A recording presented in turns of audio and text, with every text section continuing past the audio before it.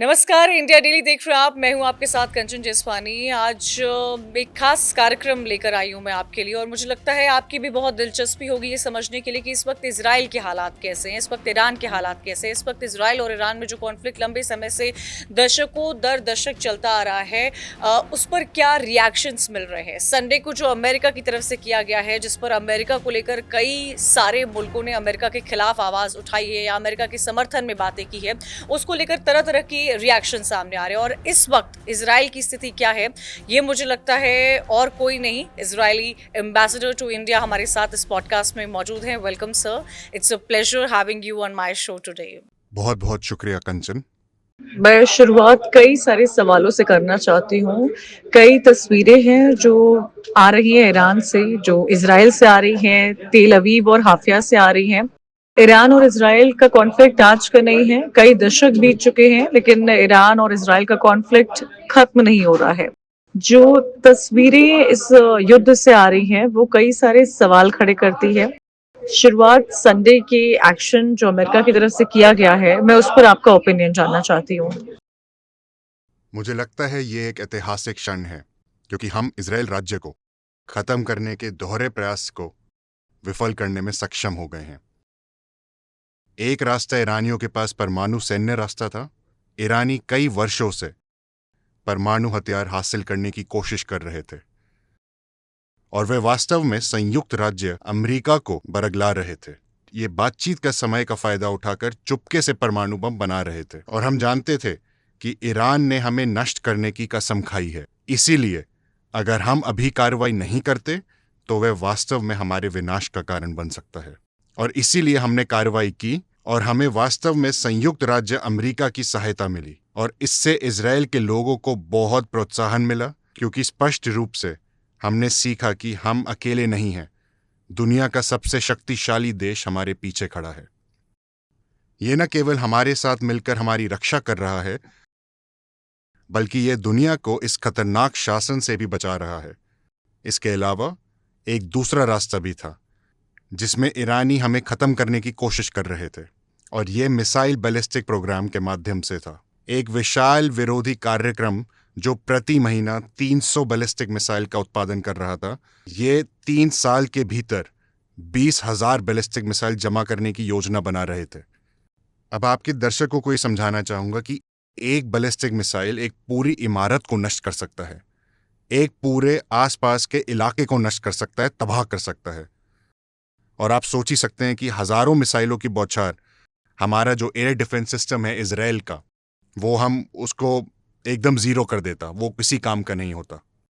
एक ऐतिहासिक कदम है जो आने वाले वर्षों में इजराइल को बचाने वाला है। हम इस प्रयास में शामिल होने के लिए बहुत खुश हैं और संयुक्त राज्य अमेरिका के प्रति भी आभारी हैं।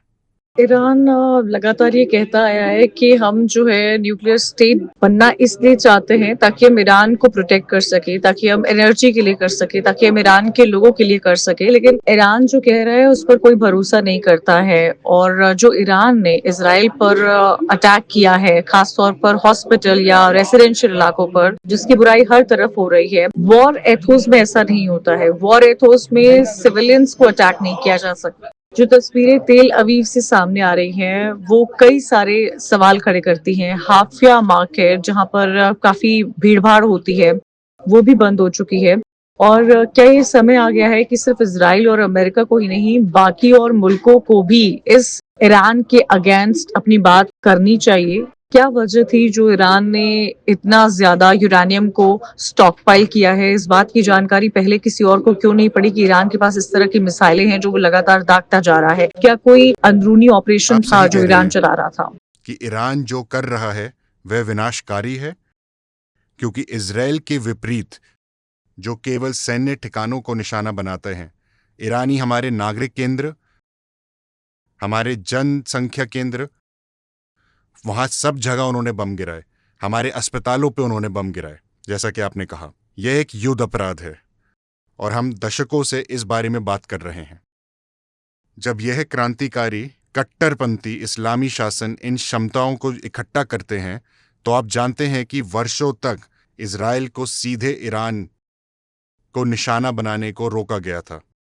जब यह क्रांतिकारी कट्टरपंथी इस्लामी शासन इन क्षमताओं को इकट्ठा कर रहा था, तो आप जानते हैं वर्षों तक इजराइल को सीधे ईरान को निशाना बनाने से रोका गया था, क्योंकि ईरान ने हमारे चारों ओर बहुत सारी सेनाएं बनाई हैं। 6 सेनाएं, हमास आतंकवाद संगठन, पैलेस्टीन इस्लामिक जिहाद, हिजबुल्लाह, और वे इन सेनाओं को उपयोग कर रहे थे जिन्हें उन्होंने पैसा, हथियार और ट्रेनिंग, इन तीनों चीजों को उपलब्ध करा रखा था। लेकिन 7 अक्टूबर की घटना के बाद जो हुआ वह यह है कि इजराइल ने हमास की सैन्य क्षमताओं को नष्ट करने की कामयाबी हासिल की, जिसने हमारे देश के खिलाफ जघन्य अपराध किए थे, बल्कि हमने ईरानियों के पास मौजूद सभी प्रकार की सुरक्षा को नष्ट कर दिया और हम एक ऐसा रास्ता बनाने में सक्षम हुए जिससे हमारी वायुसेना ईरान तक पहुंच सकी और सैन्य खतरों से निपटना शुरू कर सकी, उन अस्तित्वगत खतरों से जो ईरान 30 वर्षों से पैदा कर रहा था। उन्होंने पीछे हटकर इस क्षेत्र में ये सब तबाही मचाई, वैसे न केवल इजराइल पर हमला करके बल्कि अन्य देशों पर भी हमला करके, पूरे अरब राज्यों पर नियंत्रण करके वे बेरूत, दमश्क, बगदाद और सना को नियंत्रित कर रहे थे और उन्होंने सऊदी अरब पर हमला किया। इसलिए पूरा क्षेत्र इस शासन द्वारा आतंकित हो गया है। लेकिन आखिरकार हम रक्षा की परतों को छीलने और अपराधियों को निशाना बनाने में सक्षम हो गए। हमने रेवोल्यूशनरी गार्ड्स के प्रमुखों, उनकी सेना के प्रमुखों, उनके लोगों को मार गिराया जो इन सभी सेनाओं की कमान संभाल रहे थे और ये सभी प्रयास कर रहे थे। हम एक गुप्त समूह को निशाना बनाने में सफल रहे हैं जो वास्तव में एक परमाणु हथियार इकट्ठा कर रहा था। हम हवाई सुरक्षा को नष्ट करने में सफल रहे हैं। हमने विभिन्न सैन्य प्रतिष्ठानों, हमने विभिन्न सैन्य ठिकानों और निश्चित रूप से परमाणु से संबंधित प्रतिष्ठानों को भी नष्ट कर दिया है, जिन्हें ईरानियों ने कई वर्षों से नष्ट करने से इनकार कर दिया है। वास्तव में आप जानते हैं IAEA के साथ बहुत ही निंदनीय तरीके से काम कर रहे थे। ये वह एजेंसी है जो असैन्य परमाणु ऊर्जा से संबंधित है, उनसे संपत्तियां लेती है, लेकिन फिर गुप्त गतिविधियों और अघोषित सुविधाओं का लेखा जोखा रखती हैं। और IAEA ने बहुत स्पष्ट रूप से, आप जानते हैं, केवल 2 सप्ताह पहले ही निर्धारित किया है। हाँ, ईरान ने नियम का पालन नहीं किया है। इसका मतलब है कि उन्होंने सुरक्षा समझौते का उल्लंघन किया है। यह बुनियादी समझौता है। कोई भी देश IAEA के साथ हस्ताक्षर करता है, इसलिए आप एक दुष्ट राज्य नहीं हो सकते, क्षेत्र को आतंकित नहीं कर सकते, अपने लोगों पर अत्याचार कर सकते हैं और फिर उम्मीद कर सकते हैं कि आप बच जाएंगे, ये खत्म हो जाएगा। ईरानी अब अपराधों की कीमत चुका रहा है। जिस तरह से ईरान ऑपरेट कर रहा है, जितनी चीजें छुपाई जा रही है, न्यूक्लियर हाइडआउट्स बनाए जा रहे हैं, न्यूक्लियर फैसिलिटीज को लेकर झूठ बोला जा रहा है, क्या आपको लगता है कि ये न्यूक्लियर टेररिज्म की ओर बढ़ता हुआ जा रहा है ईरान की तरफ से? हाँ, जरूर। इससे परमाणु आतंकवाद को बढ़ावा मिलता है। हमारे प्रधानमंत्री ने वास्तव में हमारे पास मौजूद खुफिया जानकारी को उजागर किया है कि ईरान ने केवल परमाणु शस्त्रागार बनाने की योजना बना रहा था, बल्कि यमन के घरों में परमाणु बम ट्रांसफर करने की भी योजना बना रहा था। कल्पना कीजिए कि आपके पास परमाणु हथियार वाला एक आतंकवादी संगठन है। ये अकल्पनीय है, लेकिन ईरान सालों से यही कर रहा है। आप जानते हैं, दुनिया में कोई भी आतंकवाद संगठन ऐसा नहीं है। उनके पास सटीक हथियार, सटीक रॉकेट थे, उनके पास कारखाने थे। वह सारी तकनीक ईरानी शासन द्वारा हस्तांतरित की गई थी। यह एक बहुत ही खतरनाक शासन है और संयुक्त राज्य अमेरिका ने वास्तव में इजराइल के प्रयास में शामिल होकर जो किया, मुझे लगता है कि सभ्यता की रक्षा के लिए इतिहास में सबसे उज्जवल क्षणों में से एक रूप में यह हमेशा याद रखा जाएगा। आप ये कह रहे हैं कि ये अमेरिका ने बहुत अच्छा किया है, लेकिन जो रिपोर्ट्स आ रही है, जो तमाम और मुल्कों के रिएक्शन आ रहे हैं, वो अमेरिका के इस करतब को कंडेम कर रहे हैं, चाहे रशिया हो, चाइना हो, पाकिस्तान हो, ऑस्ट्रिया हो, इटली हो, इजिप्ट हो, द वेटिकन हो, और भी तमाम UN, UK, ये तमाम मुल्क जो है वो अमेरिका ने जो B-2 बॉम्बर दागा है ईरान पे, उसके लिए विरोध कर रहे हैं और उसके लिए अपना ओपिनियन दिया है। आपकी क्या राय है इस पर? तो ठीक है, जिन्होंने अंतर्राष्ट्रीय कानून का उल्लंघन किया है वे तेहरान के हमलावर हैं। ये वही तथाकथित सर्वोच्च नेता हैं जिसने हमारे देश को नष्ट करने का प्रयास करने का फैसला किया है और वर्षों से अंतर्राष्ट्रीय कानून का उल्लंघन कर रहे हैं ताकि आप अपराधी की तरह व्यवहार ना कर सकें, और फिर दावा करते हैं कि आपके खिलाफ कानून का उल्लंघन किया जा रहा है। ये पूरी तरह से नाटकीय है। अब G7 ने इजराइल के कदम का समर्थन किया है। मुझे लगता है कि लोग चिंतित हैं, लेकिन क्योंकि उन्हें डर है कि आगे क्या होने वाला है। लेकिन मुझे लगता है कि बहुत सटीक इजरायली कार्रवाई और इस तथ्य के कारण कि हम ईरानियों की क्षमता को काफ़ी हद तक कम करने में सक्षम हैं, यह चिंता का विषय है। वास्तव में अन्य कारण क्योंकि ये हैं, न केवल इजराइल बल्कि हमारे क्षेत्र अब बहुत सुरक्षित हैं। युद्ध विराम होने से पहले भी क्षेत्र बहुत सुरक्षित था और संयुक्त राज्य अमेरिका ने उल्लेख किया है कि यदि ईरान अन्य देशों पर हमला करने की कोशिश करता है, ईरान अमेरिका संपत्तियों पर हमला करने की कोशिश करता है, उन्हें इसका अंजाम भुगतना होगा। मैं इस वक्त इज़राइल की सिचुएशन भी समझना चाहती हूँ सर। इज़राइल दुनिया में अपने टेक को लेकर जाना चाहता है, टेक्नोलॉजी में बहुत आगे है, मेडिकल फैसिलिटीज़ में बहुत आगे है, चाहे आप साइबर सिक्योरिटीज़ की बात क्यों ना करें। इस वक्त इज़राइल की सिचुएशन क्या है? क्योंकि इज़राइल इस वक्त कॉन्फ्लिक्ट ज़ोन में है। क्या कॉलेज ऑपरेट हो रहे हैं इज़राइल में? क्या बेसिक एमिनिटीज़ लोगों को मिल रही है? क्या सुविधा मिल रही है? सिचुएशन क्या है इज़राइल की? क्या इज़राइल के लोग अपने लीडर बेंजामिन नेतन्याहू के साथ हैं? आपको क्या लगता है कि आने वाले समय में रोड अहेड क्या है? क्योंकि इस वक्त कॉन्फ्लिक्ट जोन है और मैं इस स्थिति को भी समझना चाहती हूँ जो अमेरिका ने किया है, उसके बाद आपको क्या तस्वीर नजर आ रही है? खैर, सबसे पहले यह जानना बहुत ज़रूरी है कि इज़राइल की आबादी एक ऐसी आबादी है जिसमें उद्देश्य की भावना है, एक ऐसी आबादी है जो जीवन को पसंद करती है। यह एक ऐसी आबादी है जो जानती है कि इसे कई सालों से अलग अलग शक्तियों द्वारा धमकाया जा रहा है, जो इसे नष्ट करना चाहती थी। वे बहुत लचीले हैं और वे छोड़ना चाहते हैं। वे सफल होना चाहते हैं। उनके पास चुनौती को दूर करने के लिए एक प्रयास है, लेकिन साथ ही हमारी अर्थव्यवस्था को संचालित करना जारी रखना है। दिन प्रतिदिन एक सभ्य जीवन जीने की हमारे प्रयासों को जारी रखना है। हमारे उद्योग इस तथ्य के बावजूद कम कर रहे हैं कि सैकड़ों हजारों इजरायलियों की भर्ती की गई है।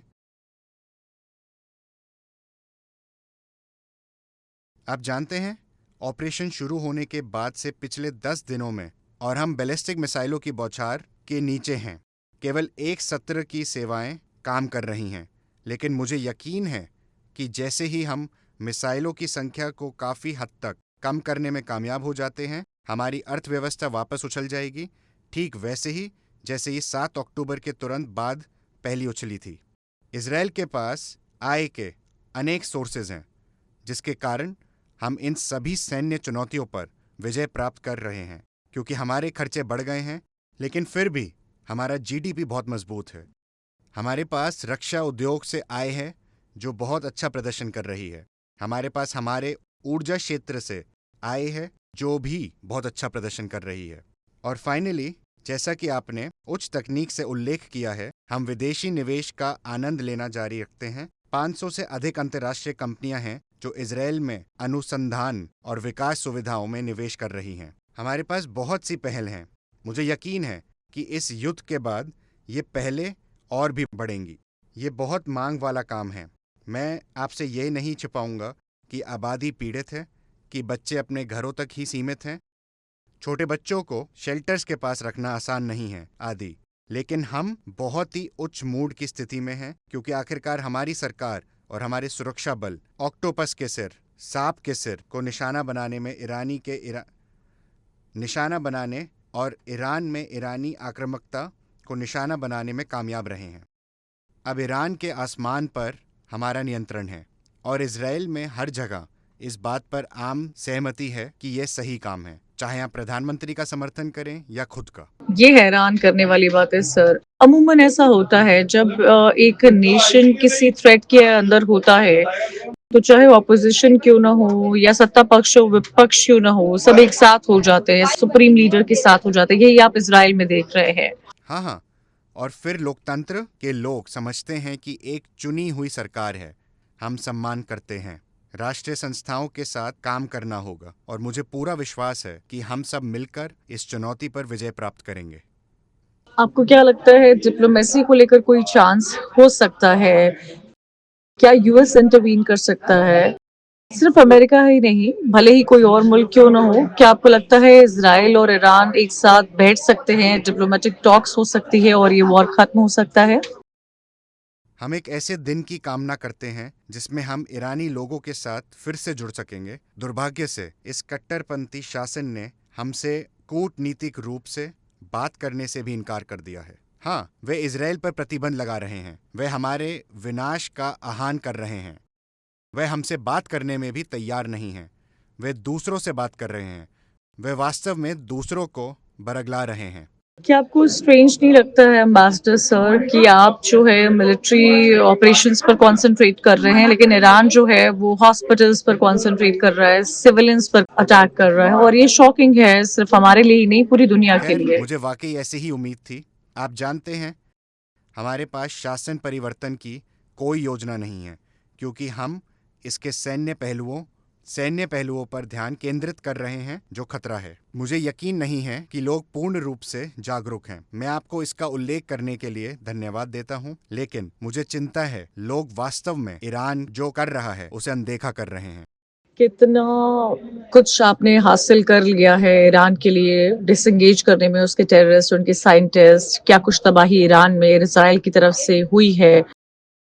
हम ईरान के अंदर बैलिस्टिक मिसाइलों के उनके भंडार को कम करने में सक्षम हैं। उन्होंने हम पर पहले भी लगभग 500 बैलिस्टिक मिसाइलों और लगभग 1000 ड्रोन दागे हैं। हम लगभग इतनी ही मात्रा में नष्ट करने में सक्षम हैं। खास तौर पर हम उनके 50% से अधिक लॉन्चरों को बेअसर करने में सक्षम हैं। इसलिए इजराइल पर दागी जाने वाली मिसाइलें की संख्या व्यवस्थित रूप से कम होती जा रही हैं। पिछले कुछ दिनों में हम उनके मुख्यालयों पर हमला करने, उनके सैन्य नेतृत्व के एक बड़े हिस्से को हटाने में सक्षम हुए हैं। और इस गुप्त समूह के बारे में मैंने आपको बताया था कि आप जानते हैं वो परमाणु उपकरण को हथियार बंद कर रहे हैं, और निश्चित रूप से परमाणु प्रतिष्ठानों और मिसाइल कारखानों पर भी। इसलिए अभी भी काम करना बाकी है। हम इसे जारी रख रहे हैं। हमें उम्मीद है कि आप जानते हैं हम ये काम पूरा कर लेंगे, जिससे हमारी दुनिया और हमारा क्षेत्र जल्दी सुरक्षित हो जाएगा। थैंक यू हमारे साथ जुड़ने के लिए सर। अच्छा लगा आपसे मिल के और सच जान के और अच्छा लगा, और मैं चाहती हूँ हर कोई ये सच सुने कि क्लियर पिक्चर क्या है, इजराइल का माइंडसेट क्या है। Thank you so much ambassador sir on this show. That's all with me in this podcast and मुझे उम्मीद है कि आपको एक इंसाइट मिला होगा कि ईरान और इजराइल में इस वक्त जो कॉन्फ्लिक्ट चल रहा है उसमें इजराइल का ओपिनियन क्या कहता है। ह्यूमैनिटी सबसे ऊपर है, पीस सबसे ऊपर है, ये इजराइल का ओपिनियन है, लेकिन क्या ईरान आने वाले वक्त में सरेंडर करेगा, ये देखने वाली बात होगी। तमाम खबरों के लिए आप देखते रहिए इंडिया डेली।